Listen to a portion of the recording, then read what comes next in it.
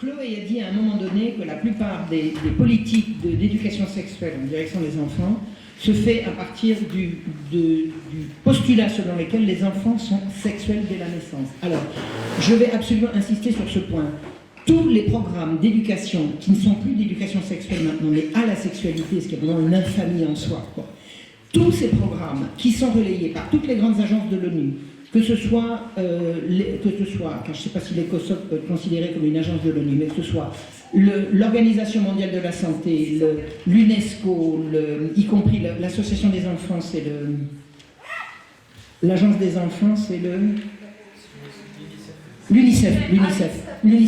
Ensuite, l'Europe, ensuite, toutes les décisions qui ont été prises en France concernant l'éducation à la sexualité, dont nous avons un ministre qui nous ressasse qu'il faut absolument l'appliquer et que les enfants soient informés de ce que c'est que la sexualité dès leur plus jeune âge. Toutes ces décisions, toutes découlent des travaux de Alfred Kinsey. Kinsey, dont je vous ai parlé, dont Chloé nous a parlé hier et dont je vous ai parlé également, et celui qui a décrété, et ça a été repris partout, les enfants sont sexuels dès la naissance. J'ai regardé, je me suis baladée sur des sites universitaires qui font des formations à la sexualité, on retrouve ça. Hein. Je me suis beaucoup renseignée, j'ai beaucoup lu également les travaux de ma chère Judith Reisman, parce que c'est elle qui a mis ça à jour. Alors, il faut que vous sachiez que, et ça, ça ne peut pas être contredit, ça ne l'a jamais été, cette affirmation suit les fameuses expériences dont nous avons parlé hier. C'est-à-dire que les expériences de Kinsey, pseudo-scientifiques, qui ont amené à dire les enfants sont sexuels dès la naissance, sont ces séances dans lesquelles Judith l'a fait dire par un des participants. On a obtenu par des manipulations orales et manuelles sur des centaines de gosses les pseudo-orgasmes dont je vous parlais hier, qui sont les hurlements, les évanouissements, les convulsions et les tentatives de fuite des enfants manipulés. C'est-à-dire qu'il n'y a pas de pire escroquerie au monde. Il n'y a pas d'autre justification à ce déferlement de sexe le plus explicite et le plus écœurant possible, parce que, excusez-moi, mais le sexe, ça relève de l'intimité. Et moi, je suis désolée, je ne suis pas une oie blanche, mais quand je vois des trucs comme ça, je détourne le regard, parce que ça relève de l'intimité, et ce qui sort de l'intimité est gênant et dérangeant. C'est d'autant plus dérangeant pour des malheureux gosses. Toutes ces atteintes, tous ces attentats à la pudeur qui mènent à la sexualisation, qui mènent à la folie, quoi. Tout ça relève de Alfred Kinsey, qui a tiré ses conclusions à la suite de ces viols qu'il a perpétrés sur des centaines et des centaines de gosses. Donc ils sont sexuels de la naissance. Pourquoi? Parce qu'on sait qu'ils jouissent. Ils jouissent quand ils s'évanouissent, quand ils hurlent, quand ils pleurent, quand ils hoquettent, quand ils halètent et quand ils tombent dans les pommes. C'est ça.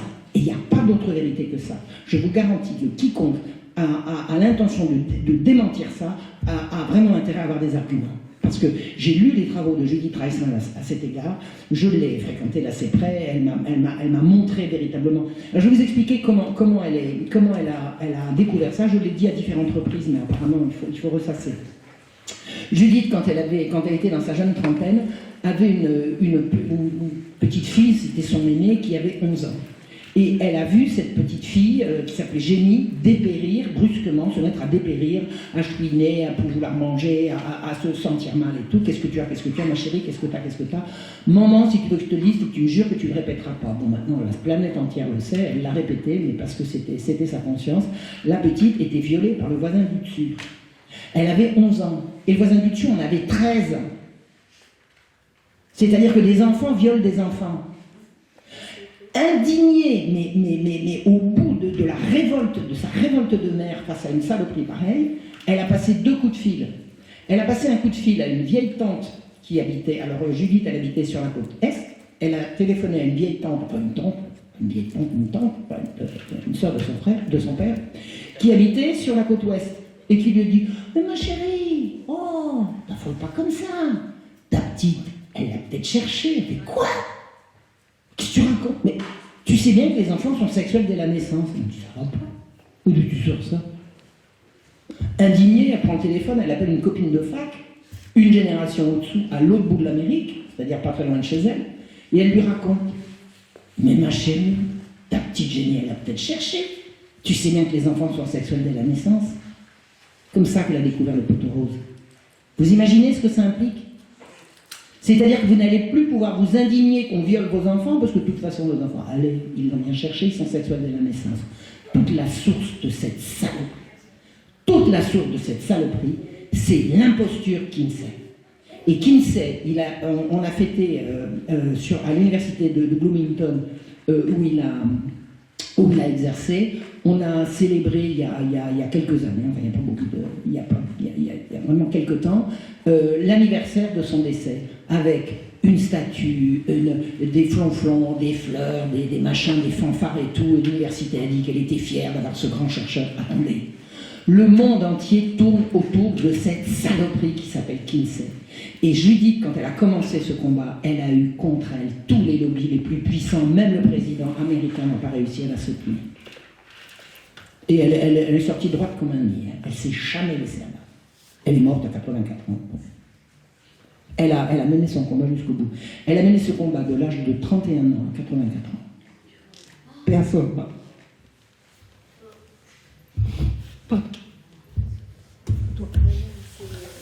Merci Madame Rachman. Je vais rajouter quelque chose. Je voudrais dire que les travaux d'Alfred Kinsey qui, voilà, par rapport à tout ce que Marie vient de dire, ceci est enseigné dans les diplômes des thérapeutes, des psychologues, même les travailleurs sociaux via les CRIAF notamment, qui sont les centres de ressources centre de ressources des intervenants auprès des auteurs de violences sexuelles, quelque chose comme ça, je ne me rappelle plus tout à fait le site CRIAF. Donc on enseigne ça aux professionnels, aussi de l'éducation nationale. Pour dire, voilà. Tout découle de Kinsey. Et alors, un hommage aux pays africains, je ne sais pas exactement lesquels, je sais qu'il y en a beaucoup, mais il y en a plusieurs, qui résistent à cette propagande. Bec et ongles. Bravo l'Afrique.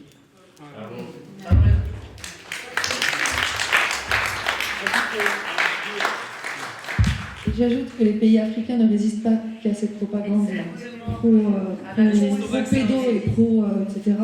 Ils résistent aussi à toute la propagande vaccinale, entre guillemets, injection génique.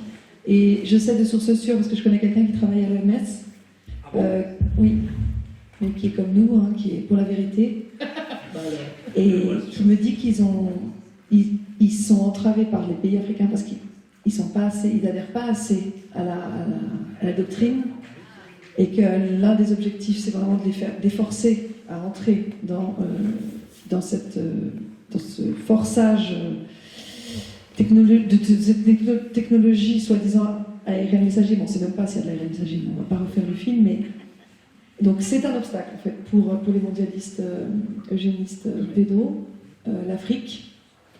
Et ils ont également peur du côté des États-Unis que Trump repasse. Alors pour moi c'est quand même positif, ça veut dire que la peur, c'est bon. La peur de la c'est la peur peut changer. Ça peut nous aider. Voilà. Et une autre chose que je voulais, bon, c'est pas tout à fait en lien avec les enfants et tout ça, mais par rapport à l'OMS, par rapport à toujours cette personne, elle m'a dit qu'elle avait assisté à une séance en juillet 2022 dans laquelle il y avait le responsable de Moderna, de Pfizer et de Gavi, donc Bancel, Bourla et des gens de Gavi, qui faisait l'inventaire en fait des dosages de produits actifs, c'est le terme employé, avec les effets que ça engendrait.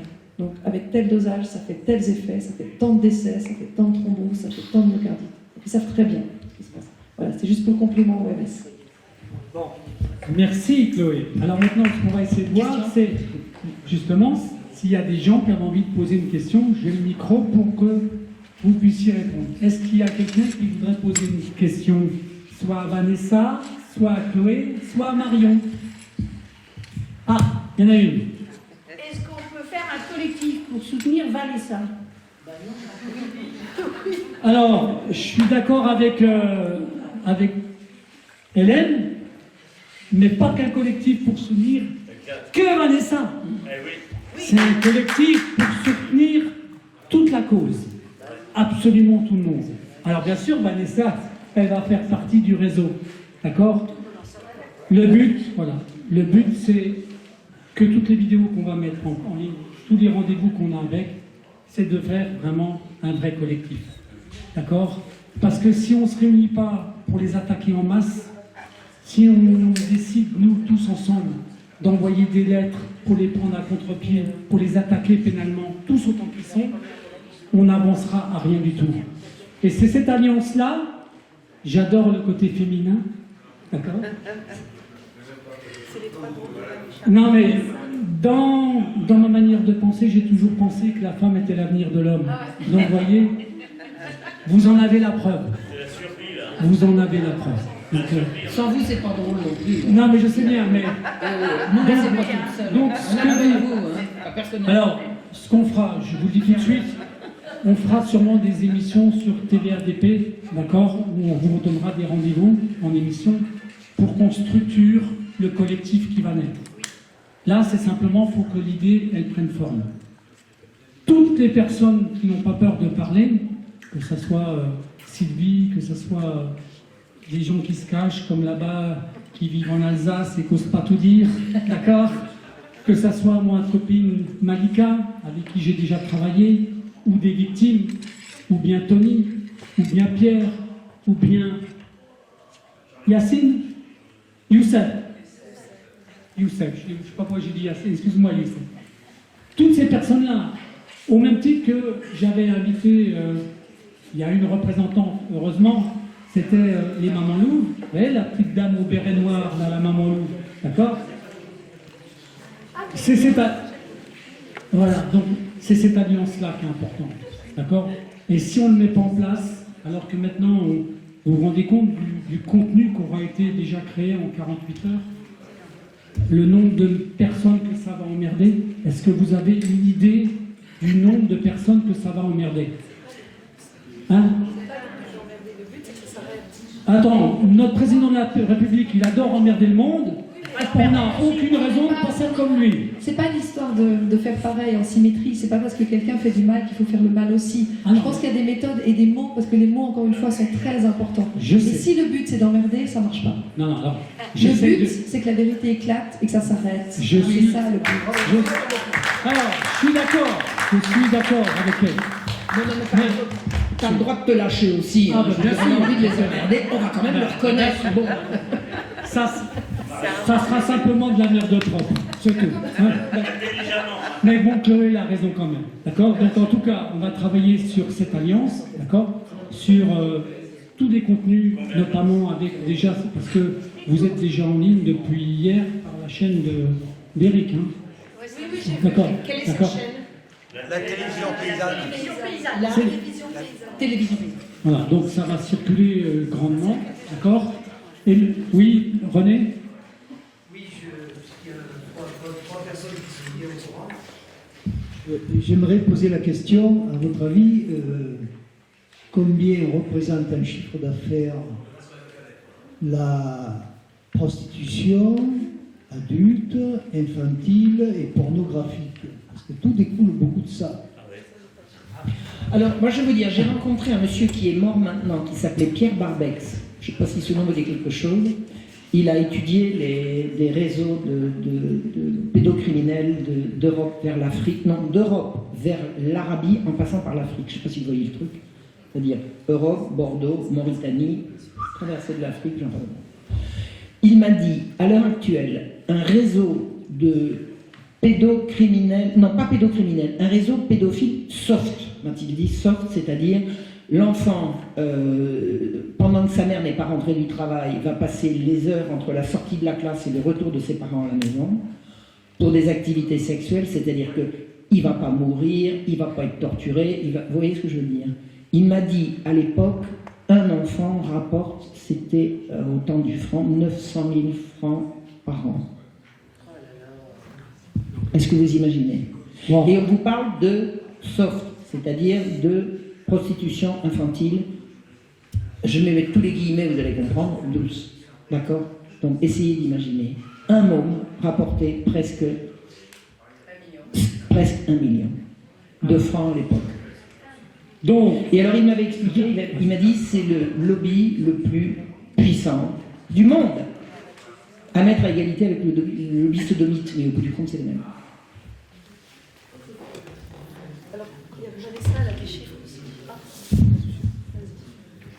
j'ai pas le chiffre, je me rappelle plus du chiffre précis, mais je sais que la pédopornographie, ça représente un budget de plusieurs centaines de milliards dans le monde. Donc les films, vidéos, etc. d'enfants. C'est tout ce que je sais. C'est à peu près le PIB de la Suisse. Bon. C'est 800 milliards la Suisse. Alors, ce que vous venez de dire là, c'est important. Est-ce que vous voulez que je sois un petit peu opportuniste? Vas-y, sois opportuniste. Je vais vous prendre un témoin là. D'accord?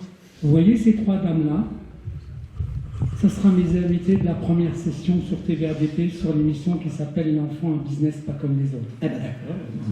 Est-ce que vous êtes d'accord? Mais oui. Vous voyez, c'est parce que vous êtes là, je ne vous pas dire non.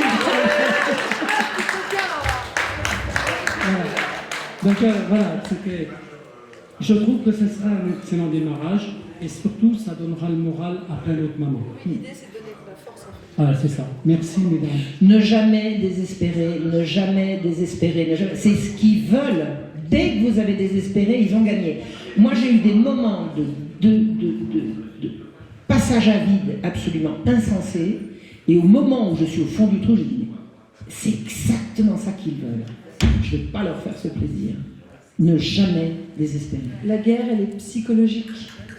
Et c'est ça qu'ils essayent d'atteindre, au-delà de nos moyens financiers, de nos moyens matériels. C'est notre morale qu'ils cherchent. Et c'est notre âme. Ils notre cherchent âme. notre âme. Exactement. C'est une guerre spirituelle. C'est une guerre spirituelle. Ils veulent voler notre âme. On ne va pas leur laisser. Jamais. Jamais. Jamais.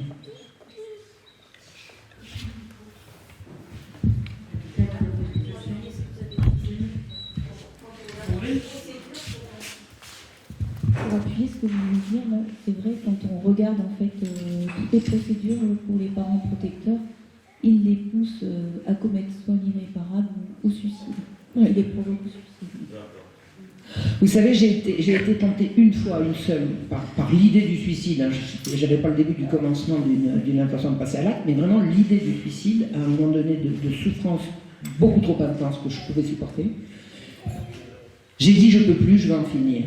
Et à ce moment-là, je me suis représenté l'image de satisfaction qu'aurait pu en avoir mon persécuteur. Ça m'a passé comme un flash. Ça n'a pas duré 5 secondes. Ah, je vais pour lui faire plaisir. Ce que je voulais vous dire par rapport à ce que tu es en train de mettre en place, et merci, je suis tellement heureuse d'être venue. Tellement heureuse d'être venue. J'avais senti que c'était important, mais ça se confirme. Et merci à vous, mesdames, merci à tout le monde. Merci à vous.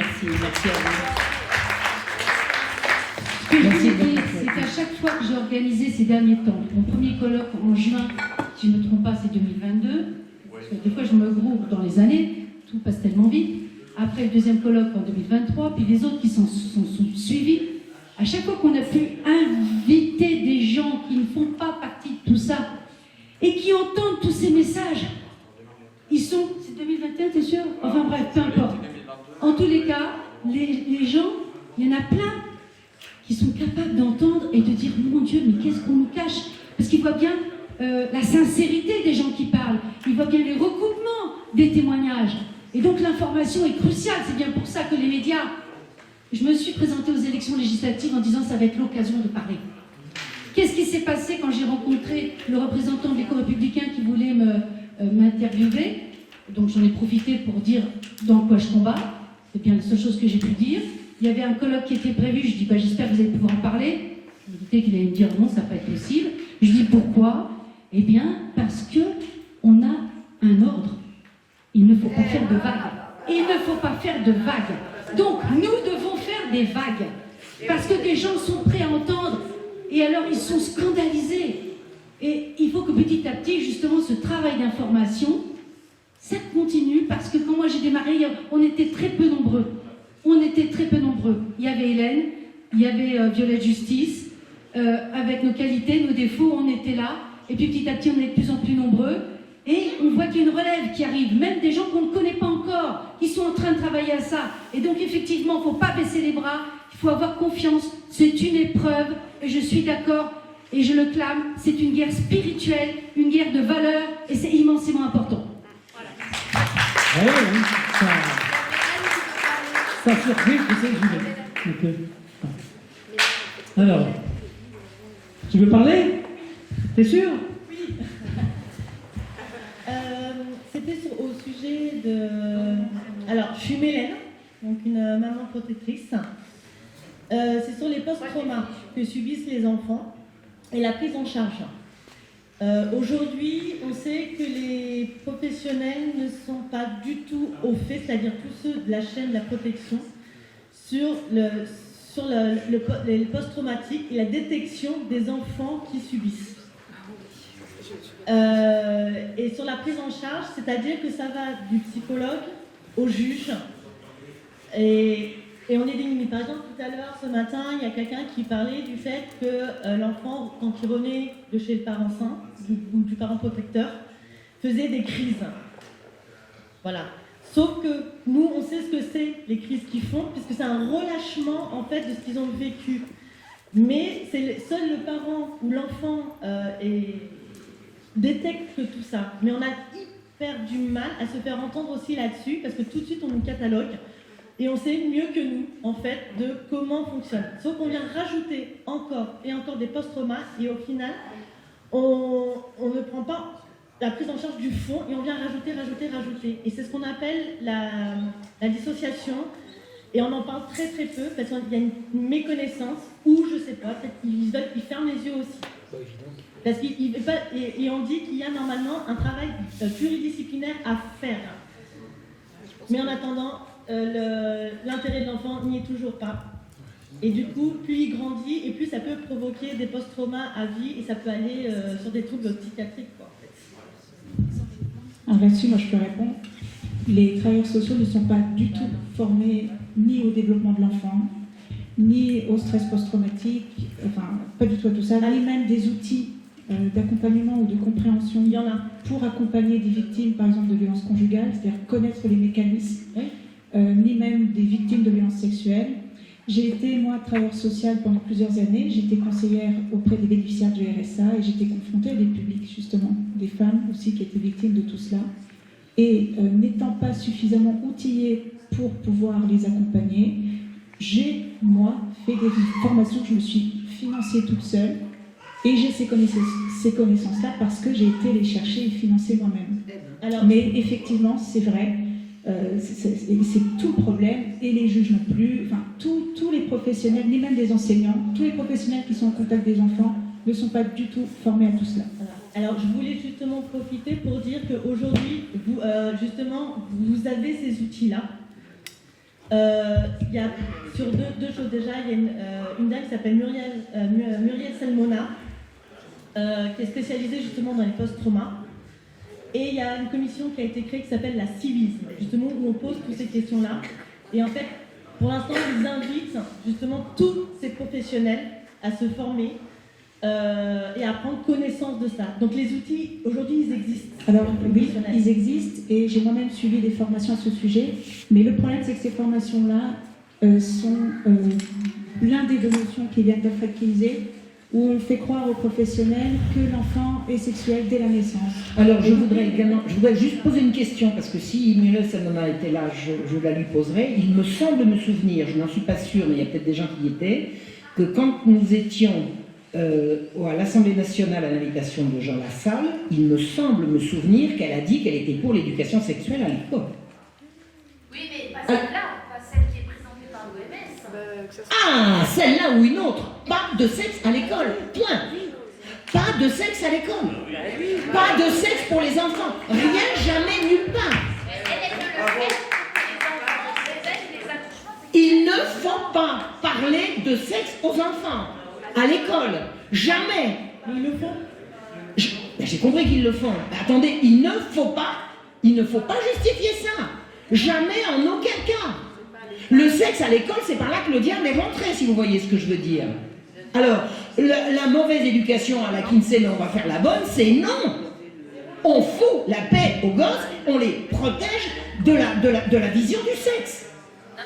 C'est une mesure de prévention contre les violences sexuelles. Il n'y a pas à faire de prévention contre les violences sexuelles en sexualisant les enfants. D'accord, les sexualisant, non. Si, on les sexualise si on parle de sexe. Là, tu es en train de croire, Florence, tu es en train de croire ce qu'ils sont en train de dire. Exactement. Ce sont des manipulateurs. Donc quand Marion dit pas de sexe, c'est absolument pas ça. C'est zéro. Le sexe, il appartient l'enseignement aux parents. Exact. Et à personne d'autre.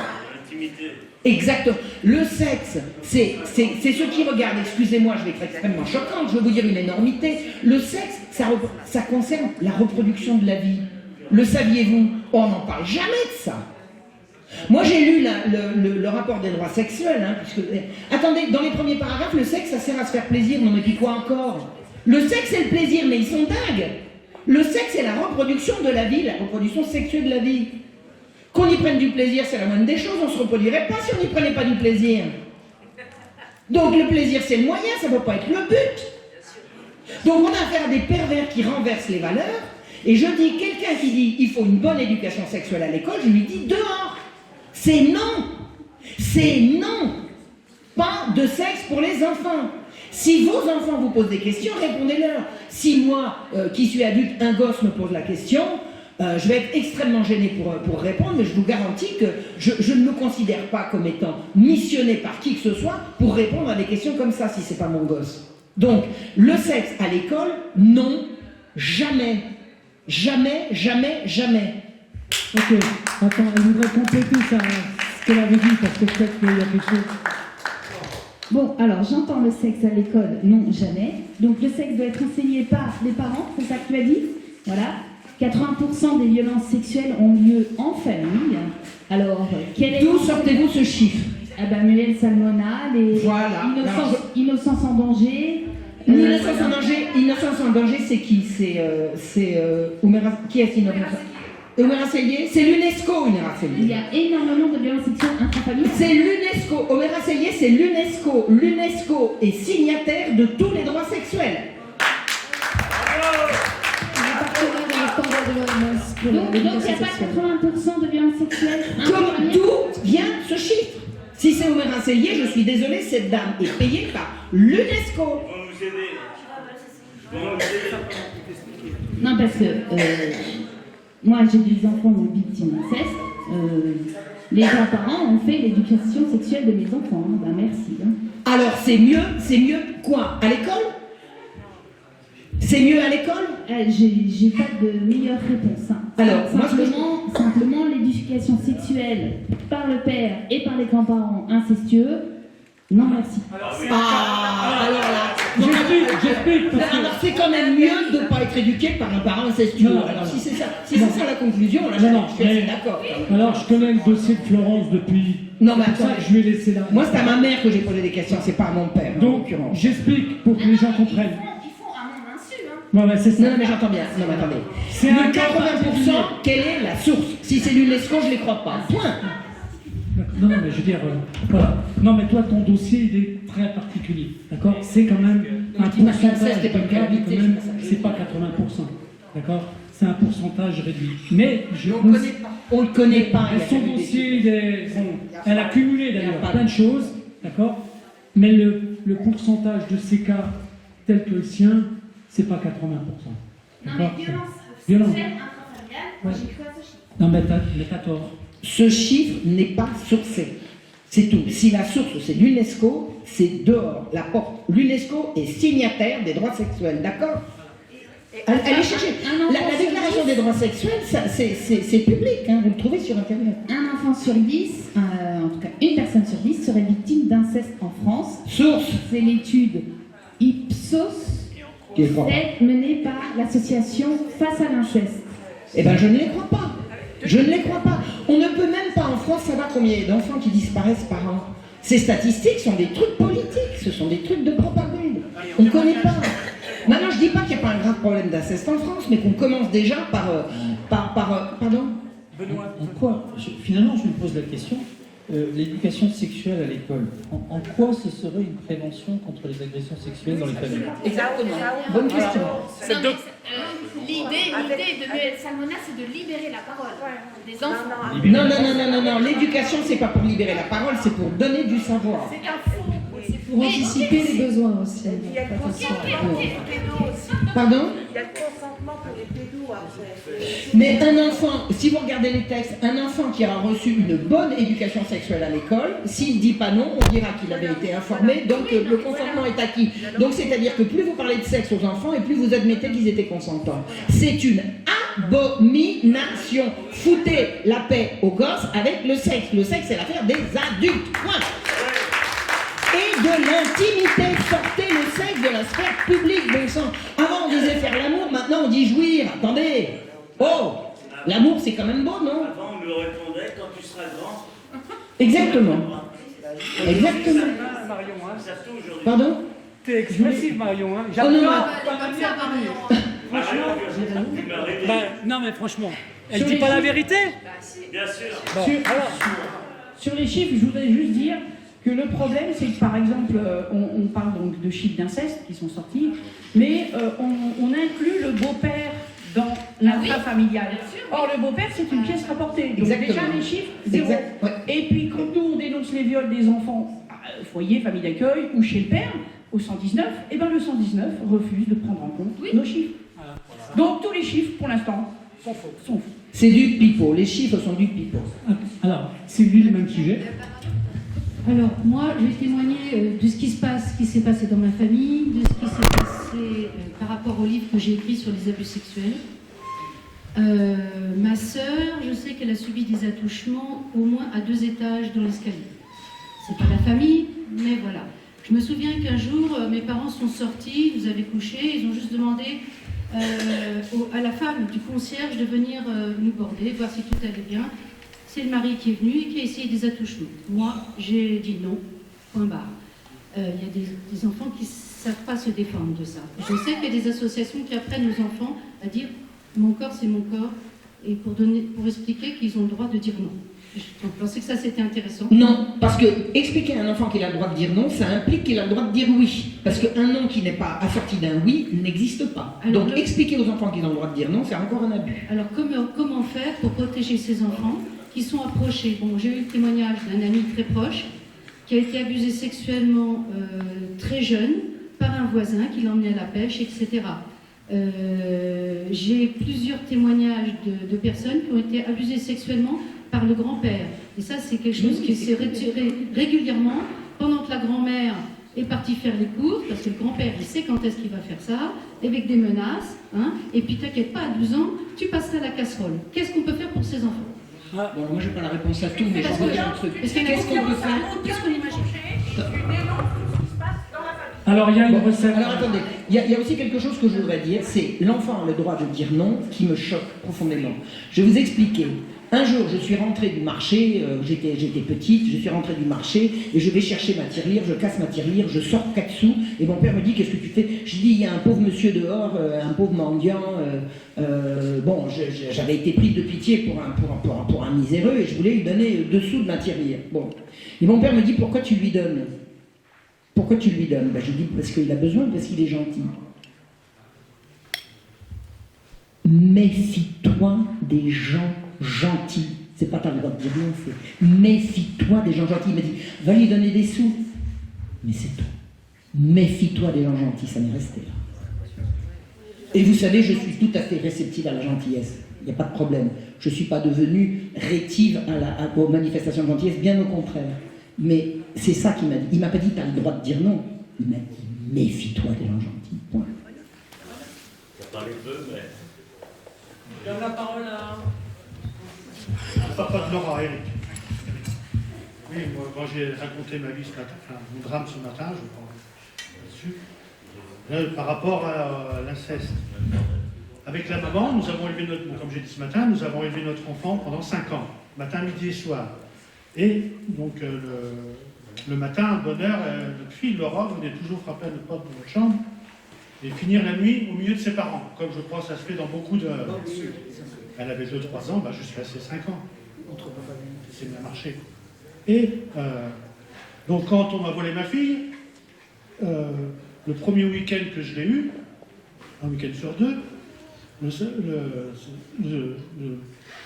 excusez-moi de bafouiller, mais c'est pas facile. Le premier samedi soir, je dis voilà Laura, tu vas retrouver ta chambre. Non, je ne veux pas dormir dans ma chambre, je fais des cauchemars, je ne veux pas dormir dans ma chambre, je veux dormir dans la chambre des parents. La maman était partie, hein, la maman avait abandonné le domicile familial. Et je dis non, Laurent, tu dors dans ta chambre. Elle t'attend depuis plusieurs mois là. Elle me dit non, je veux dormir dans la chambre des parents. Comme je dis ce matin à ma fille du caractère, j'espère qu'elle l'aura toute sa vie. Et donc, le premier samedi, évidemment, elle a dormi dans mon lit, dans la chambre des parents. Bah, c'était toujours le grand lit. Et je dis, bon, j'accepte, Laurent, mais tu vas revenir dans 15 jours, c'est non. Oui, papa. Alors, bon, j'ai rien dormi de la nuit. Ma fille, elle a dormi, mais elle faisait des cauchemars, elle bougeait dans tous les sens. Bref. Alors, ce qui s'est passé, ben, je devine. Rapport de l'éducatrice, comme on disait, la mère perdrix. Elle a dit, alors, Laura, t'as fait quoi avec ton papa ce week-end? Elle a dit, j'ai dormi dans la chambre des parents. Alors, au tribunal, devant le juge des enfants, le petit merdeux, là, vachit sur sa chaise, alors la mère perdrix, l'éducatrice, là, de Lazare, elle a dit, climat incestueux à la maison. Voilà. Mais ça, c'était un mémoire. Et ça, je peux en raconter, hein. Merci de m'avoir écouté. Bon, ça c'est l'exemple typique en fait. Vous avez vu?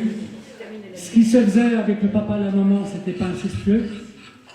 Qui sait dans sa famille qui a jamais eu son enfant venir dans le lit de ses parents? Ben moi je l'ai fait, hein, papa et maman, on est vachement bien. Bien sûr, c'est donc quelque chose qui est donc naturel, d'accord? Sauf que là, il s'est retrouvé tout seul, d'accord? Et comme il était tout seul, ça devient un flagrant délit de... Voilà, exactement. Donc vous voyez comment la manipulation, elle peut être faite par les constats. C'est terrible en fait, parce qu'ils ne pouvaient même rien faire. Je voudrais dire que les grands-pères dont je parlais, ils n'étaient pas gentils. Ah non, mais ça existe aussi. Ils menaçaient. Qui c'est qui a levé la main? Il y a les deux. On sait que ça existe. C'est pas une raison pour sexualiser vous-même. Il y en a beaucoup plus. Enfin, excusez-moi. Donc, je reviens sur ce que Mme Sigo a dit, donc sur le fait du méfie-toi des gens gentils, ça c'est très bien. Il faut aussi quelque chose, c'est que les parents, ils puissent savoir dire aux parents, s'il y a quelque chose qui est arrivé, tu m'en parles. Avec tes mots, je comprendrai. Il faut savoir ouvrir le dialogue avec l'enfant pour permettre de régler le problème en amont. D'accord? Dès le début. C'est tout. Voilà, c'est une bonne manière de voir la chose. Je pense aussi qu'avant, pour les pères normaux, hein, qui n'avaient pas l'esprit tordu, eh bien, ils évitaient les situations qui pouvaient être dites délicates. Donc moi, mon père, j'ai jamais dormi dans son lit, et si j'allais dans le lit de ma mère, enfin dans leur lit, ben, c'était en dimanche matin pour prendre le déjeuner au lit. Voilà. Mais mon père, je le constate, à Hambourg, il n'a jamais été dans une situation qui aurait pu être prétendue, interprétée, machin. Il a toujours eu de la distance. Hein. Ça ne l'a pas empêché de me prendre sur les épaules. Mais à partir du moment où je crois me souvenir qu'il y a, je sais pas, 4-5 ans, eh ben, il a arrêté de me prendre sur les genoux, etc. Voilà, il a eu. Il faut que les hommes, pour montrer qui ils sont, ils reprennent de la distance tout en montrant de l'affection, hein, mais éviter toutes les situations qui pourraient être qualifiées de dangereuses. Voilà, c'est une manière de voir. Vous avez quelque chose à dire, les dames? Alors, un dernier point, et après je vais arrêter de poser. Bon. Alors, donc, pour revenir, donc, quand on est enfant, voilà, donc moi j'ai jamais dormi dans le lit de mes parents, je suis pas mort. Donc, c'est assez tôt, on dort chacun dans sa chambre. Dans son lit, en tout cas. Oui, enfin, dans son lit. Après, ça dépend. À partir d'un certain âge, il faut que le lit soit dans la chambre. Mais les frères et sœurs peuvent coucher dans le même lit. Bah si c'est courant, je veux dire, chacun son Oui, lit. je veux bien, mais moi je prends un exemple sur moi qui suis un enfant unique à la base. Donc après, pour ce qui leur reste, voilà, je ne connais pas absolument toutes les situations familiales, sinon on en a pour 10 pompes. Bon, mais c'est pas grave. Je termine. C'est juste qu'il faut, comment dire, savoir donner entre guillemets certaines barrières, sans savoir l'expliquer par 1000 mots aux enfants. Voilà, c'est un peu stupide et pervers. Et il faut savoir donner certaines, comment dire, certaines, entre guillemets, pas dire limites, mais, comment dire, un peu...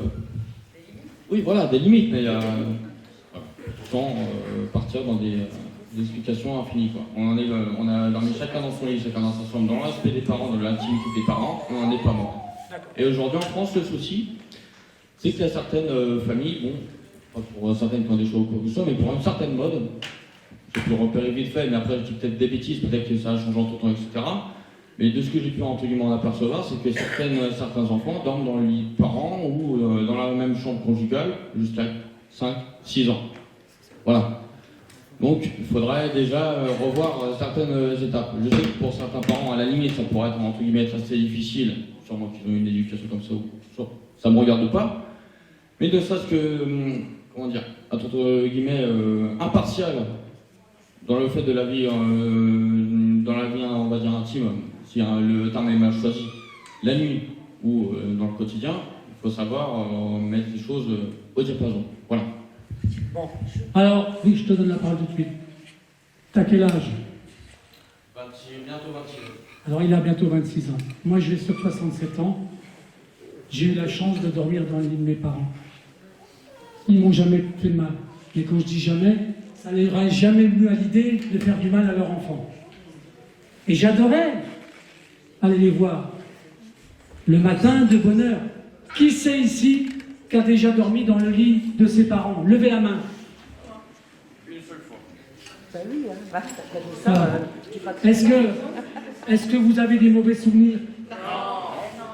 Voilà, ça c'était pour te montrer qu'à une époque, il existait une chose importante, c'était l'amour des parents vis-à-vis de leurs enfants. Mais pas tous les soirs. J'ai pas dit tous les soirs. Est-ce que j'ai dit tous les soirs? Est-ce qu'il est arrivé de... Moi, j'ai pas dormi tous les... Moi, je dormais bien sûr. Bien sûr. Mais t'es arrivé plusieurs fois. Voilà, bien sûr. Donc, j'ai pas dit que je dormais tous les soirs. Donc, mais la maman de Vanessa, elle a un truc à dire. Hein, attention. Non, mais j'ai pas de solution en fait. Je pense simplement qu'il est important de réintroduire la notion de maîtrise de soi. C'est pas parce qu'on a des envies que l'on a tous les droits. Déjà. C'est exactement ça. Et de réintroduire aussi une autre notion qui est très importante, c'est la morale. Vous voyez, on en a parlé hier, on leur dit encore aujourd'hui. Parce que par exemple, tes parents, quand tu dormais avec eux, à leur côté, ça ne leur est pas arrivé à la tête. Pourquoi? Parce qu'ils avaient ces notions-là. Voilà. Et Vanessa, elle peut le dire, ça n'a pas toujours été. J'ai pas toujours été facile, Elle a pris des claques. Elle a pris des claques. Est-ce qu'elle a pris des poussées? Est-ce qu'il y avait un martinet à la maison? Non, non. Ah, moi j'ai connu le martinet, hein. Non, elle a... Parce qu'il y avait le... Ben voilà, il y a des choses, non? Il y a des limites. Il y a des limites. C'est exactement ça. Alors c'est très très important ce que vous venez de dire. Je vais vous dire pourquoi. Parce que quand vous regardez le modus operandi de tous ces propagateurs de l'éducation sexuelle à l'école, ils expliquent aux enfants qu'ils ont le droit de satisfaire leurs désirs, c'est-à-dire l'inverse de ce que doit être une éducation. Une éducation, c'est connais-toi, sache ce que tu veux et maîtrise-toi. Ça veut pas dire renonce à toi-même, c'est juste l'inverse. Maîtrise-toi, c'est-à-dire tu ne l'auras pas tout de suite, tu l'auras plus tard. C'est ça, la maîtrise de soi. Et la morale, il y a ce qui est bien et il y a ce qui est mal. Regardez les droits sexuels. Les droits sexuels impliquent qu'on abolit la morale. La liberté sexuelle se fait en dehors de toute morale, en dehors de toute tradition, en dehors de toute religion. C'est en toutes lettres. Lisez le... Alors, excusez-moi, je vais faire de la reta pour mon bouquin, mais j'ai écrit un petit bouquin là-dessus qui s'appelle Les droits sexuels, ou la destruction programmée de l'enfance et de la famille. Je vous donne toutes les références. Donc ce qu'ils veulent, c'est abolir la morale, abolir la religion, discréditer la tradition, et remplacer ça par « je le fais parce que j'avais envie et j'ai bien le droit ». Les droits de l'enfant, c'est ça. Vous savez qu'il n'y a pas pire calamité que les droits de l'enfant. Les droits de l'enfant, c'est le droit de l'enfant, pour l'enfant, d'être... Par exemple, le droit de l'enfant implique que l'enfant a droit à un minimum de confort. Eh bien, ça veut dire que le droit de l'enfant implique qu'on le retire aux enfants, aux parents pauvres.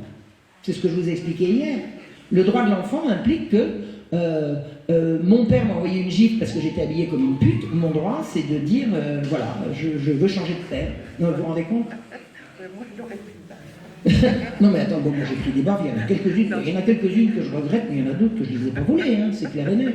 C'est clair et net. Puis moi, je suis quand même habité d'une notion morale absolument indéniable. Je veux dire, il y a le bien et il y a le mal, et puis je ne confonds pas les deux. Bon, bah c'est une éducation qui m'a donné ça. Il est évident qu'avec les conflits que j'ai eus avec mes parents, ça serait aujourd'hui, mais j'aurais terminé en foyer, moi j'aurais terminé putain. C'est absolument certain. Donc, la famille, même si elle a été relativement dysfonctionnelle chez moi, elle m'a quand même sauvé d'essentiel. Et je pense que les mondialistes s'attaquent à la famille parce que justement, Absolument. Une famille détruite ne fait pas société. Exactement, exactement, c'est exactement ça. Donc, rétablir la morale et rétablir la maîtrise de soi. La maîtrise de soi, c'est le contraire des droits sexuels. Les droits sexuels, c'est j'ai envie de... Vous savez, je raconte au début de mon bouquin l'histoire, ou je ne sais plus si c'était la préface au livre de Judith, je ne me souviens pas. Vous avez eu un drame qui s'est fait dans une piscine. Vous savez, il y a eu à Cologne, le 31 décembre, je ne sais plus de quelle année c'était, 2012, 2013, je ne me souviens pas. Il y a eu des agressions contre les femmes allemandes par des migrants, ça a été une catastrophe. Et quelques temps après, mais juste quelques temps après, on a appris que dans une piscine à Vienne, en Autriche, vous avez un migrant irakien, il était en train de s'amuser dans le plongeoir, il sautait, il nageait et tout, brusquement, il est sorti de l'eau, il est allé dans les vestiaires, il a attrapé un homme de 6 ans, il l'a sodomisé, il est retourné faire le con sur le plongeoir. Le gosse a hurlé, mais vous connaissez le bruit qu'il y a dans les piscines, vous pouvez toujours hurler dans une piscine, un peu mon gueule. Le personnel de la piscine voit un gosse en sang, ils appellent immédiatement la police débarque, le gars continue de faire le mariole, il l'attrape, il lui met la main au collet, il dit « donc go ». Bah oui quoi, j'avais besoin. Bah, j'avais besoin. Mais attendez, les flics, on a le droit de faire ça en Irak. Ah bah non, chez nous c'est la peine de mort. Alors vous n'avez pas le droit chez nous, vous avez le droit ici. Entre les deux, entre l'Irak et ici, il s'est passé quoi? On lui a expliqué ses droits sexuels au mec. Ça c'est ma conclusion. Simple hypothèse. Mais comment voulez-vous que quelqu'un qui vient d'un pays où la morale sexuelle est tellement pudique que les pays arabes, parce que je connais un petit peu, c'est extrêmement pudique.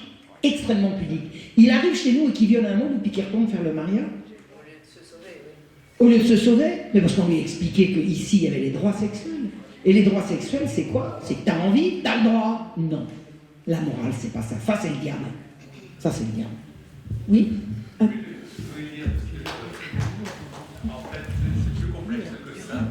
Il y a différentes civilisations dans la civilisation arabe. Et la couleur, c'est une couleur publique. Le péché, c'est ce qui est public. Et par exemple, j'aime beaucoup mes amis tunisiens qu'on me parle des gueules d'enfants et tout ça. Parce que c'est quelque chose de honteux dont on ne doit pas parler. Une piscine, c'est un endroit public. Oui. Et en réalité, dans la réalité des faits, comme vous connaissez bien ce pays, il se passe beaucoup plus de choses, mais on ne doit pas en parler. Et il y a des traditions sexuelles qui font que mes amis me disent en réalité, vous m'appelez, ils disent qu'il y a beaucoup plus de choses chez nous que chez vous. Mais c'est honteux d'en parler. Justement, ces enfants dans ces pays-là ne sont pas protégés parce qu'on n'en parle pas. Comme c'était chez nous. Le silence de fait, c'est bien de ne pas parler de sexe à l'école, mais quand même d'expliquer aux enfants que ça existe.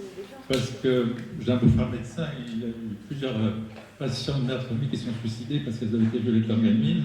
À l'époque, les parents disaient tais-toi, c'est honteux. Hein, et ça se poursuit toute la vie. Ah, c'est aux parents d'écouter là.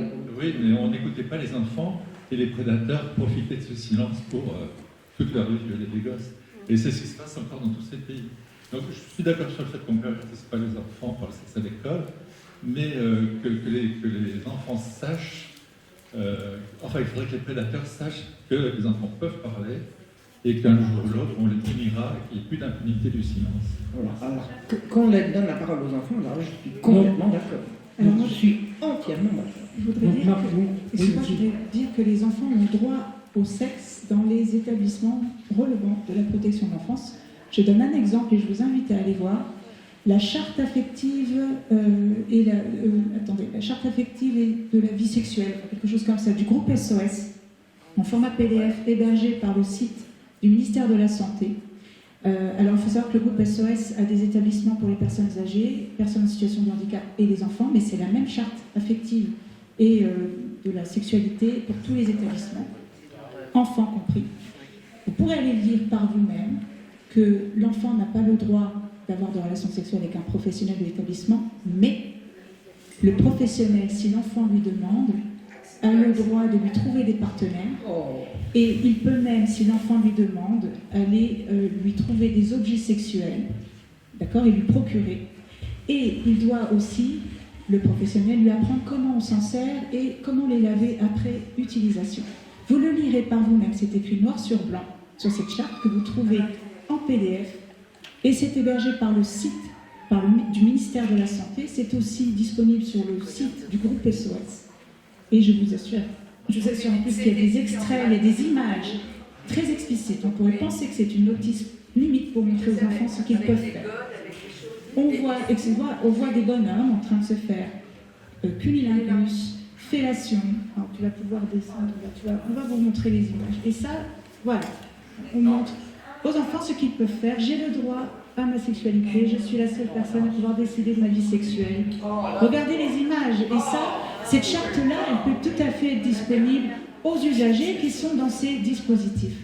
Voilà ce que je voulais ajouter. Alors, je vais rebondir parce que ce que tu viens de montrer pour certaines catégories d'enfants placés est exactement dans une charte de l'éducation nationale dans toutes les écoles de France, de la primaire au collège. Excuse-moi, je et c'est exactement les mêmes choses. C'est le programme de Kinsey. C'est le programme de Kinsey.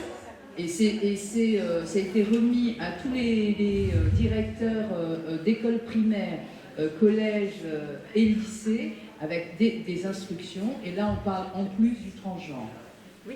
C'est le programme de Kinsey. Et le genre, les études de genre sont également au programme de l'Institut Kinsey. Tout ça, c'est du Kinsey. Et alors, pour ceux qui ne le savent pas, Kinsey était financé par l'Institut Rockefeller et il était... Ah oui, c'est vrai, tu l'as dit, excusez-moi. Et promu et protégé par la CIA. Voilà. Et tous les directeurs d'établissement, depuis septembre 2022, ont l'obligation de faire intégrer la sexualité dans le projet d'établissement et de le faire remonter à l'académie. C'est-à-dire que maintenant, il y a un contrôle. Jusqu'à présent, la loi existait, elle n'était pas appliquée. Et là, le ministère de l'Éducation nationale a fait publier une circulaire au mois de septembre 2022. C'était obligatoire pour les établissements de donner le projet d'établissement et le sexe à l'école devait être inclus dedans. Et un père de famille allemand qui a refusé, sa fille est rentrée d'école après un cours d'éducation sexuelle en larmes. Il s'appelait, je ne me souviens pas du nom de ce père de famille allemand. Il a été mis en prison parce qu'il a dit que sa fille ne retournerait pas au cours d'éducation sexuelle. Donc il a été mis en prison et sa femme qui était enceinte, on lui a dit qu'elle irait en prison après son accouchement. Alors en France, moi j'ai l'exemple de plusieurs mamans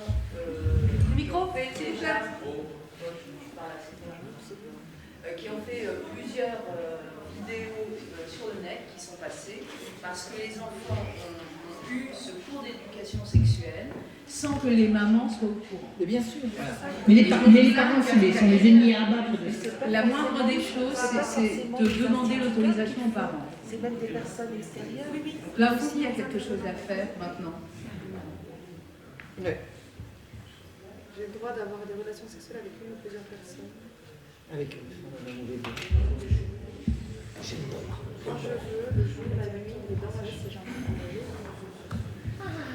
De sexualiser quelque chose de bien sûr. Finalement, la meilleure prévention, c'est la structure familiale, la structure sociale, la religion. Et des familles et des structures familiales aidées. Parce que je pense qu'il y a une grande solitude des parents en détresse et il n'y a pas d'instance pour véritablement leur venir en aide. Moi j'ai vu dans mon village une femme, on lui a retiré ses 7 gosses parce qu'elle n'arrivait pas à les élever. Est-ce que vous croyez que les services sociaux ne pouvaient pas l'aider à les élever? Je veux dire, la détresse des parents, ne serait-ce que la détresse psychologique, mon gosse, j'arrive pas à en venir à bout. Il y a des gens qui savent, qui pourraient aider les parents. Or jamais, jamais, jamais on les aide. Jamais on les aide. Je pense que la violence intrafamiliale, c'est souvent une détresse qui pourrait parfaitement être prise en charge par des associations bienveillantes et qui ne dépendent pas de l'État, bon sang de bonsoir, parce que ça suffit. La structure de village, la structure de famille en Afrique est une protection contre toutes les actes sexuels. Mais pas qu'en Afrique. La structure de village dans l'ancien temps, quand c'était là. Vous savez, quand vous aviez le regard j'imagine un père qui brutalise sa fille, s'il reçoit la visite du curé en lui disant « Dis donc, toi, oh, je suis au courant de ce qui se passe là. T'as fini de traiter ta fille comme ça ?» Ben, le père, il va reculer. Il va reculer parce qu'il y a une représentation morale. Il n'y en a plus. Il n'y en a plus. Tout s'explique. On essaye de détruire la cellule familiale, on essaye de détruire les religions. On détruit l'image du père. Le père est devenu un ennemi.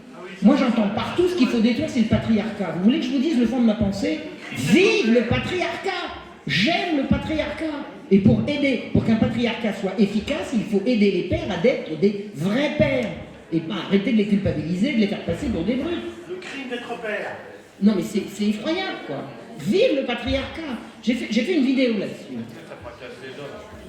Non, mais ça fracasse les hommes. Et puis alors, quand il n'y a plus d'hommes, ouais, quand il n'y a plus d'hommes, qui est-ce qui protège les femmes? Plus personne. Un homme, un vrai, ça protège sa femme et ses enfants. S'il n'y a plus d'hommes, il n'y a plus de protection.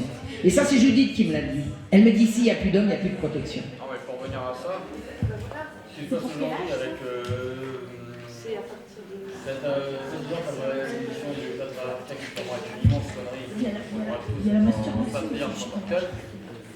C'est que les jeunes hommes maintenant, ils doutent beaucoup pour draguer d'autres femmes. Ils quoi? Ils doutent beaucoup pour aller draguer d'autres femmes. Ils n'osent plus aller s'avancer vers les dames, vers les femmes dans les soirées, etc. Je trouve incroyable qu'ils font plus de mal. Bah oui, bien sûr. Pour tous les jeunes hommes, je pense qu'ils n'ont pas forcément l'expérience, etc. Et on leur c'est comme si on leur mettait un coup sur la main. Mais oui, on les dévirilise. On les dévirilise. Allez, j'ai une maman qui voudrait dire un truc. Une expérience que j'ai vécue avec ma fille, justement, du fait qu'elle ait les cours d'éducation sexuelle au collège. Elle est victime d'inceste, plus que certains, et peut-être d'autres trucs, d'autres choses. Elle est rentrée à la maison, donc on était en plus avec des éducateurs et tout ça, et elle m'a dit, mais tu sais maman, il y a eu des intervenants qui sont venus, et on nous a demandé ce que c'était le consentement.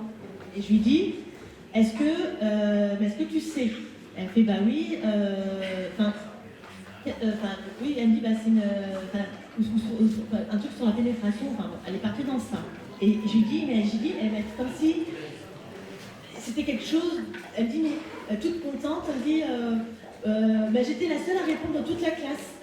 Et je lui dis, et elle me dit, mais maman, mais je lui dis, mais cette personne, mais elles t'ont parlé, elles font, bah oui, elles m'ont parlé. Et avec les éduques et tout, je me dis, oh là là, mais qu'est-ce qui a été raconté, qu'est-ce qu'ils ont compris, je me dis, et on n'est pas au courant. Et la problématique, je me dis, mais c'est violent, parce qu'on sait qu'il y a plusieurs gamins qui subissent des violences intrafamiliales et des choses terribles, et ils font ces cours. Et là, le jour, moi, j'ai été paniquée ce jour-là, parce qu'elle est rentrée, c'était incompréhensible son discours, donc il fallait que je dépiote un petit peu, et dans ce que j'ai pu comprendre, à mon avis, ma fille, il y a eu des viols. Bah oui. Sachant que c'est pas reconnu, mais juste parce qu'elle était dans un discours en me disant, mais c'est une copine, et puis en fait, je lui parlais, je voulais savoir le contexte de la journée, de la conversation qu'il y a pu y avoir avec les adultes, précisément, et elle s'est énervée, je lui ai dit, non mais c'est pas ça, elle me dit, oui, mais puisque c'est comme ça, la prochaine fois, je te parlerai plus, je te ferai plus confiance. Ah bah voilà. Et bah voilà, c'est QFD. Voilà. C'est un exemple, en fait. Tu veux? Je voulais juste... j'en parle de mon cas personnel, quoi. Je voulais juste te dire que donc, moi, avec la maman, il y avait beaucoup de disputes. Il y a eu beaucoup de disputes. Et il n'y a jamais eu d'agression physique de ma part. Des violences. J'ai jamais violenté physiquement la maman de ma fille. Par contre, elle a été dire dans notre village de 800 habitants, que je l'avais tapé. Alors que c'est faux. J'ai jamais tapé la maman de ma fille.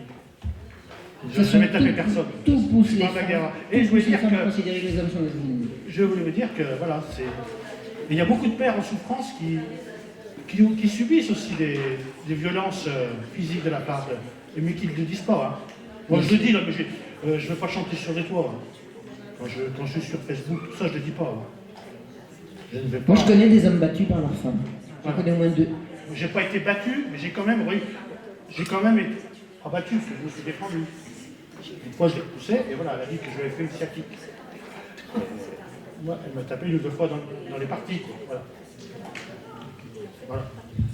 Mais ça, Bon, témoignage Voilà. Donc, c'était presque un papa battu, en fait. Bon, je peux voir. Non, je ne veux pas dire ça, Non, j'ai dit presque. Je peux voir le vide.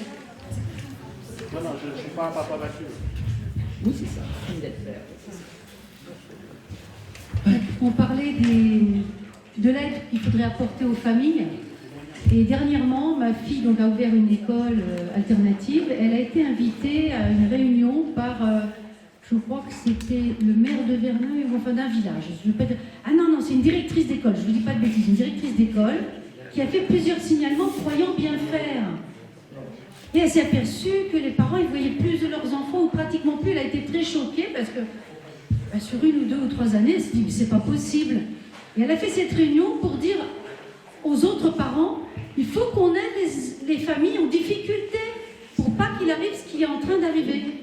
Et j'ai trouvé ça extraordinaire comme initiative. Et je pense que c'est important de le dire parce que j'espère qu'il y en aura de plus en plus. C'est-à-dire une sorte de fraternité. On s'intéresse à ce qui se passe à notre voisin et on ne se contente plus de s'en remettre à des institutions ou à un État qui finalement se révèle malfaisant. Et c'est cette fraternité qu'il faut retrouver, qui malheureusement, dans liberté, égalité, fraternité, a été mis à la fin et qu'il aurait fallu mettre au début. Oui, alors moi, je non plus, non, enfin bon, oui. Alors moi, je voudrais simplement faire une toute petite synthèse, mais quelque chose de très bref, d'accord? À chaque fois que vous essayez de faire du bien, quel que soit le bien que vous essayez de faire, dans la création, dans la manière de dire, il y aura toujours les mêmes qui prendront le bien que vous avez fait pour le transformer en mal. Vous ne pourrez jamais l'empêcher. D'accord? Alors des fois, j'ai des messages tout bêtes. Je regrette qu'on n'ait pas un nouveau docteur Guillotin. Vous voyez ce que je veux dire? D'accord? Et qu'on coupe la tête, qu'on coupe la langue aux menteurs. Ouais, ça existe encore? Qui a fait le rapport du 3 juin 2021 sur... Oui, je crois que c'est une sénatrice, il y avait 3 sénateurs le 3 juin 2021 qui a fait le rapport qui ressemble à un rapport sur Crédit Social chinois au Sénat, une proposition avec toutes les mesures de surveillance à tous les étages. Il s'appelle Guillotin. Je pense que ça doit être mon famille. Parce qu'il avait fait une bonne invention, hein, quand même, d'accord? Il ne faut pas l'oublier. On devrait la remettre en place. Enfin, c'est une idée. Oui, je voudrais ajouter également que notre société est hyper sexualisée et que ça nous appartient aussi à tous d'essayer aussi d'éviter ça, ne serait-ce que par des boycotts, ne serait-ce que par... et de dénoncer aussi l'hypersexualisation des enfants. Pourquoi on achète un string à une gamine de 3 ans? C'est parce qu'il y a des acheteurs. Bien sûr. Bon, donc là, en fin de compte, dans ce qu'elle vient de dire, la maman de Vanessa, il faut inventer une petite guillotine exprès pour le sexe. Non, c'est une idée, c'est pas ce qu'elle a dit. Mais bah, oui, j'assume. Dans le temps, il existait la castration. Je sais que c'est. Peut-être que les violeurs, maintenant, au lieu de les condamner à de la prison, si on les condamnait à une castration, mais officielle, tu vois, eh ben on lui coupe les mains. Non, attends, on va pas commencer. Non, arrête-toi, là, on dérive. Excusez-moi, on est là pour dénoncer les crimes et faire en sorte qu'ils s'arrêtent. Tout ce qui concerne la justice et le châtiment, c'est pas de notre ressort. Bon, alors pas de châtiment. Non, j'ai pas dit ça. J'ai dit que ça n'est pas de notre ressort d'en décider. J'ai pas dit qu'il n'en fallait pas. J'ai dit que ça n'est pas de notre ressort. C'est tout ce que je dis. Bien sûr qu'il faut des châtiments. Je veux dire, nous ne sommes pas là pour les énoncer. C'est ça que je veux dire. Notre rôle à nous, mais je comprends. On a tous envie, on a tous dit qu'on les pende. Moi, je dis ça 3 fois par jour, qu'on les pende. Je suis pas sûr que j'ai envie d'assister à une pendaison. Donc c'est autre chose. Je pense que notre rôle à nous, c'est de chercher la vérité et la dire. C'est-à-dire dénoncer. Et puis après, d'autres instances entreront en action. Je suis désolée, j'ai du mal à m'exprimer. Je disais simplement que, en fait, il faut... en fait, c'est un constat. Il y a l'hypersexualisation des enfants. Il y a des images qui sont, qui sont pas du tout adaptées qu'on voit au quotidien. Pour un parfum, vous avez une femme en porte-jartel. Enfin, il y a tout ça. Et puis également, il y a le boycott. Bon, il faut déjà dire aux enfants, peut-être d'essayer d'écarter de toutes ces images. Et le boycott, encore une fois, pourquoi des parents achètent des strings et des petits soutiens-gorge à des gamines de 3 ans? je suis désolée, c'est pas adapté. Moi, après, Ils les achètent parce qu'ils les trouvent sur le marché, c'est déjà ça qu'on pourrait commencer par mais dire. s'il n'y avait pas d'acheteurs, il n'y aurait pas de... Non, c'est l'inverse. On a commencé par proposer le produit. C'est l'inverse. Voilà, de la même manière que sur le marché, on trouve par exemple le jeu vidéo GTA V. Donc c'est l'acronyme pour Grand Theft Auto. Donc c'est à la base un jeu vidéo automobile. Et c'est un jeu vidéo où tous les interdits sont permis. Rouler en sens inverse, défoncer un barrage de police, rouler en état d'alcoolémie, rouler sous l'effet de la drogue. Et quand on a gagné des galons dans ce jeu, petit à petit, on peut aussi aller se payer une stripteaseuse à Las Vegas. On peut se taper une prostituée dans sa BMW devant la boîte de nuit. Et donc, il y a, attention, on se tape la prostituée dans sa BMW, il y a la voiture qui bouge, il y a les bruits, et même on peut mettre une option où il y a la manette de la PlayStation, je sais pas, je ne connais pas bien les termes, qui vibre. Donc, c'est interdit aux moins de 18 ans, c'est-à-dire c'est interdit à la vente. Sauf que ça, ce sont des jeux vidéo qui se retrouvent très facilement dans les familles. Et moi, j'ai une amie, par exemple, qui arrive à 4h de l'après-midi à la réunion de famille. Les adultes sont en bas, passent un bon temps. Elle dit, et les enfants, ils sont où? Ah ben, ils sont tous en haut. Elle va en haut. Et qu'est-ce qu'elle voit? Il y a tous les cousins devant ce jeu vidéo, de 8 à 16 ans. Et elle voit là, par exemple, au moment où elle arrive, un homme qui lèche les seins d'une femme. Donc, ce jeu-là, il est commercialisé déjà depuis une paire d'années. Moi, j'avais dénoncé ça dans une réunion de classe, réunion de parents d'élèves, et il y a une maman qui me dit mais t'inquiète pas, moi j'en connais, ils font déjà ça au CP. Ah ben, merci, me voilà rassurée. Nous voilà rassurés. C'est ce que disait Carl Zero récemment. Ah bah qu'est-ce que vous voulez, il faut bien regarder du porno avec eux, sinon ils le regarderont sans nous. Je suis désolée, ils n'ont pas regardé. Oui, il a dit. Oui. On va vous le mettre parce que moi quand j'ai dit ça sur une vidéo, on m'a dit c'est pas possible, arrêtez de mentir. Alors j'ai balancé. Excusez-moi, j'aimerais bien revenir sur le sujet déjà d'une part. Alors déjà, il y a la corrélation, ne serait-ce qu'entre la vie réelle et le jeu vidéo déjà d'une part. Ça se déroule donc à travers un écran ou à travers un support. Déjà d'une part. Deuxièmement, ce genre de jeu vidéo, je suis d'accord, ne devra pas se retrouver aux mains des enfants. J'ai pas fini.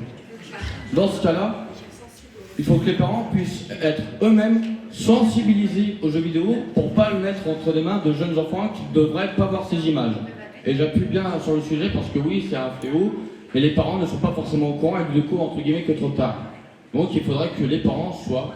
Voilà. Mais on ne peut pas, entre guillemets, incriminer une société ou une entreprise qui crée des jeux vidéo ou quoi que ce soit, parce que eux, on va dire entre guillemets, bon, je suis entre guillemets un peu au courant, mais je ne vais pas aller jusque-là non plus, ça se passe à leur insu.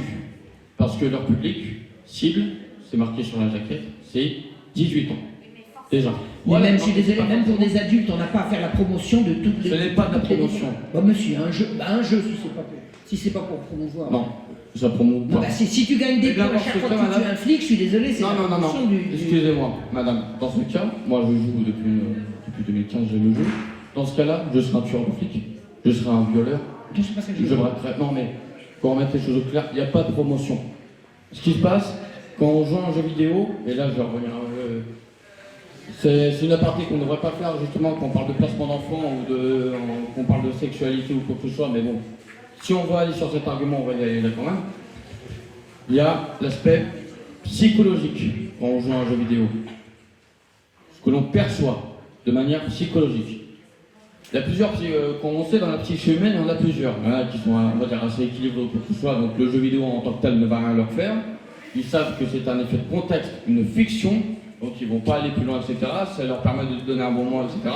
S'ils trouvent un certain message dans le jeu vidéo, d'accord.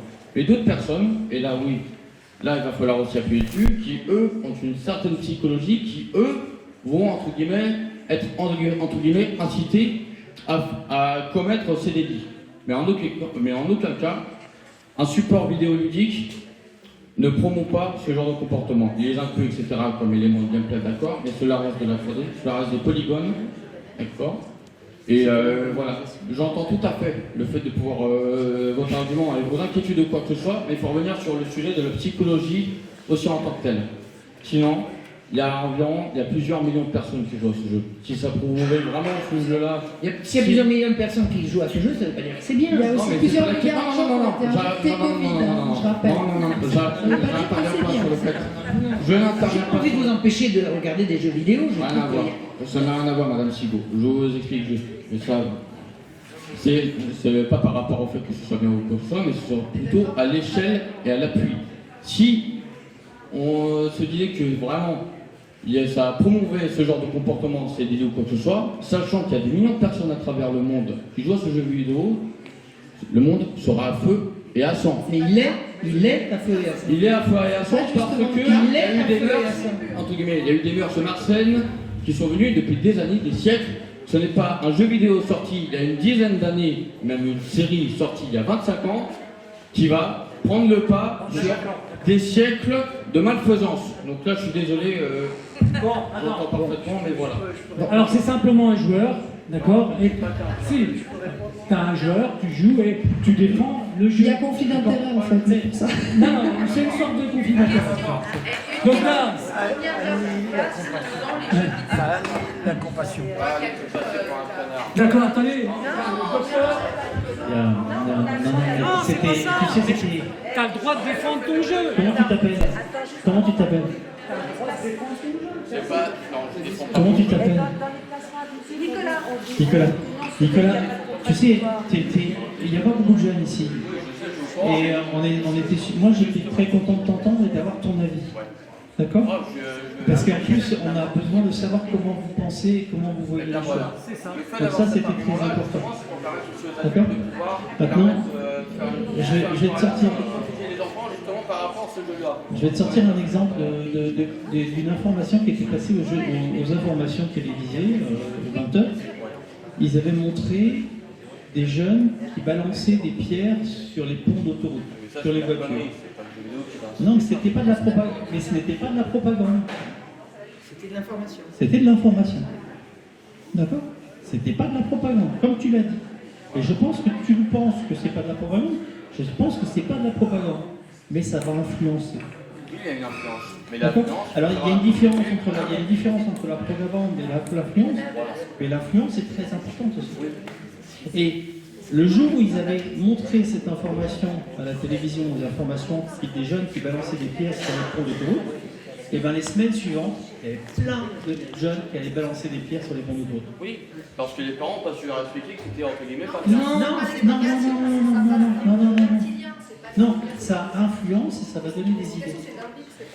Vous savez, sous l'Ancien Régime, quand on exécutait un grand criminel, et notamment un grand criminel sexuel, et je connais quelques exemples, le détail de la condamnation n'était jamais énoncé pour ne pas donner de mauvaises idées aux gens. C'est comme ça que les lobbies LGBT ont pu faire croire qu'on brûlait vif des homosexuels uniquement parce qu'ils étaient homosexuels et qu'ils s'aimaient, etc. Alors qu'en fait, moi j'ai regardé le cas d'un grand criminel sexuel qui a été brûlé, alors prétendument vif, alors qu'en fait c'est son cadavre qu'on a brûlé, peu importe, sous le règne de Louis XV. Il a été officiellement brûlé pour crime contre la nature, c'est-à-dire que tout le monde pouvait comprendre que c'était l'homosexualité. En fait, c'était un pédocriminel, et il était hors de question de le faire savoir dans le jugement pour protéger l'innocence des gens qui n'étaient pas au fait de ces choses-là. C'est-à-dire que plus on montre des atrocités, plus on montre des erreurs, et plus on les banalise, et plus on les permet. Et ça, c'est mon amie Judith qui m'a expliqué ça en long, large et en travers. Elle me dit, plus il y a de porno, plus il y a de crimes sexuels. C'est exponentiel le porno, et les crimes sexuels suivent la même courbe. Plus on montre, plus on incite. Je prends le veuille, même si c'est pas le but.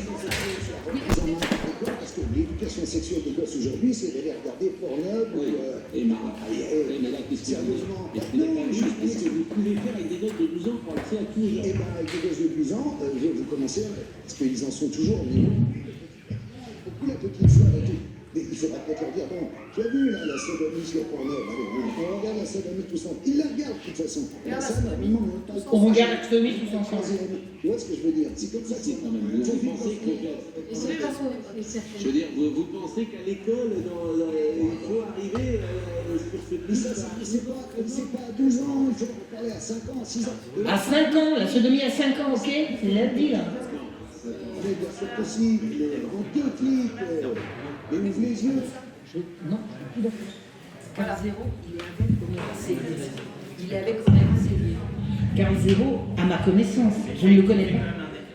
Je ne sais pas. Il est avec Omer Célier. Omer Célier, c'est l'UNESCO.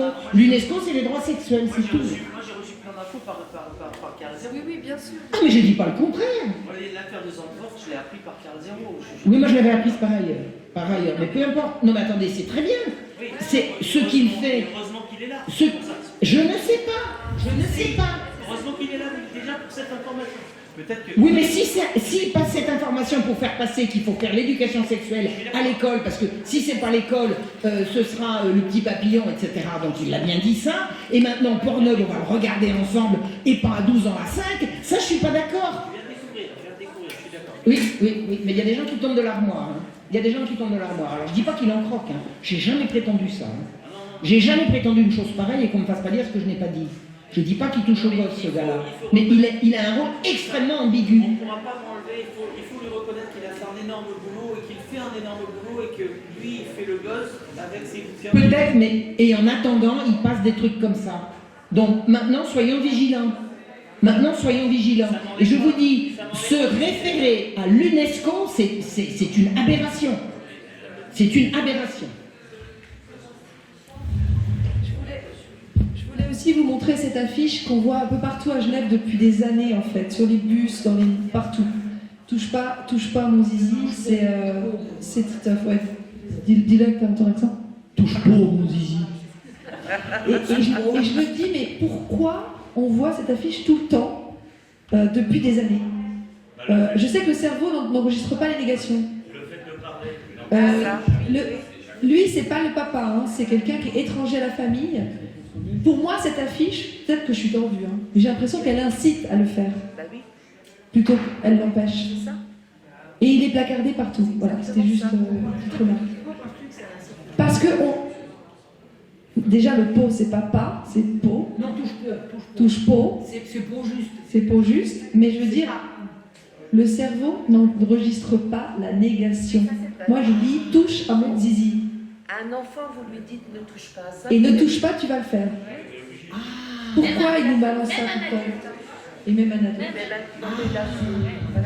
C'est ça que ça m'inspire. Je vais t'apprendre quelque chose. J'ai encore appris quelque chose. Je vais me juger moi-même. Il y a d'autres choses que vous voulez qu'on montre?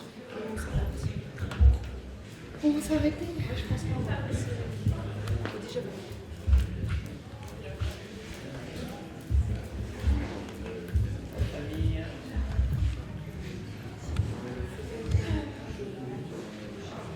Et le silence? Ouais, peut-être. Il y a un truc, apparemment. J'avais appris, j'en suis pas sûr, je sais pas ça. Apparemment, le terme de pédophilie n'existe pas dans la langue arabe. Je sais pas si tu avais entendu parler de ça. Alors, j'ai appris un peu l'arabe, je connais pas. Moi, j'avais des amis qui... Apparemment, le terme de pédophilie n'existe pas dans la langue arabe. C'est Je sais pas. Moi, je sais que les amis arabes que j'ai étaient indignés de ces histoires-là. C'est tout ce que j'en sais, mais c'est à titre individuel. Tu veux dire quelque chose? Déjà, Marion, il y a, pour la langue française, rien que le mot pédophilie, déjà, il est pris à contresens. Oui, enfin, oui ou non, parce que... oui, je comprends, on te dit celui qui aime les enfants, encore que l'amour dont il est question, c'est l'attirance. En fait. Ouais. Donc, c'est pas avec la sémantique qu'on va régler le problème. Hein. Moi, je me souviens quand l'affaire Dutroux avait commencé, il y avait des émissions sur France Inter. Pourquoi dites-vous que Marc Dutroux est un pédophile? Un pédophile, il aime les enfants, donc on peut dire qu'il est pédocide parce qu'il tue les enfants. Donc voilà, le pédophile c'est bien, le pédocide c'est pas bien. Non.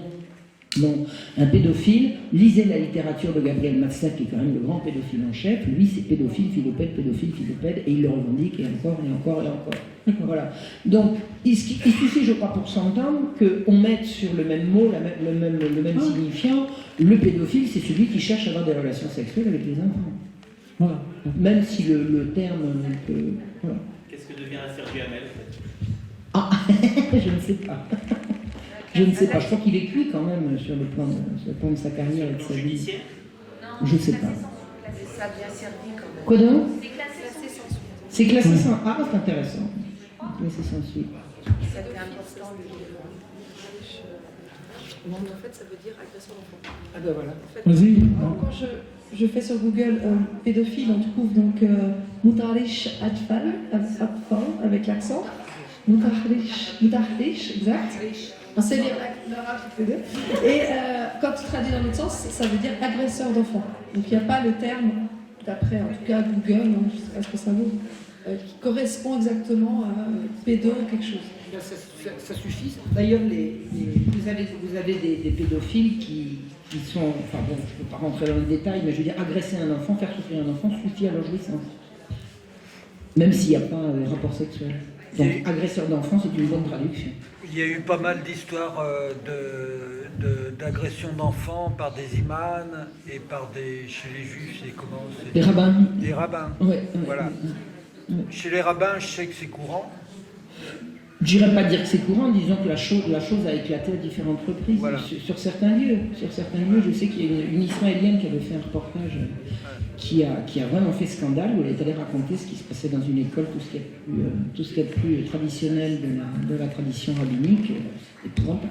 Épouvantable. Alors moi je dirais que dans toutes les religions, y compris l'islam, je sais parce qu'on m'a raconté des histoires à la mosquée de Paris pour celle, et ça concernait une de mes sœurs qui allait prendre des cours d'arabe à la mosquée de Paris, et l'imam, une très belle femme, enfin très belle petite fille à l'époque, il la mettait sur ses genoux pour essayer de la caresser. Oui, mais ça, c'est pas propre à un homme religieux, de quelque religion que ce soit. C'est propre à l'agresseur sexuel qui s'est mis dans un certain métier pour pouvoir avoir accès à des gosses. Je suis d'accord, mais les profs de gym, je voudrais savoir la proportion de pédophiles chez les profs de gym par rapport à la proportion de pédophiles chez les imams, les rabbins et les curés. Ce que je voulais relever, Marion, c'est simplement, quelles que soient les religions, souvent on a confiance en son rabbin, en son imam, en son prêtre, rappelez-vous Solona pour les catholiques, c'est édifiant.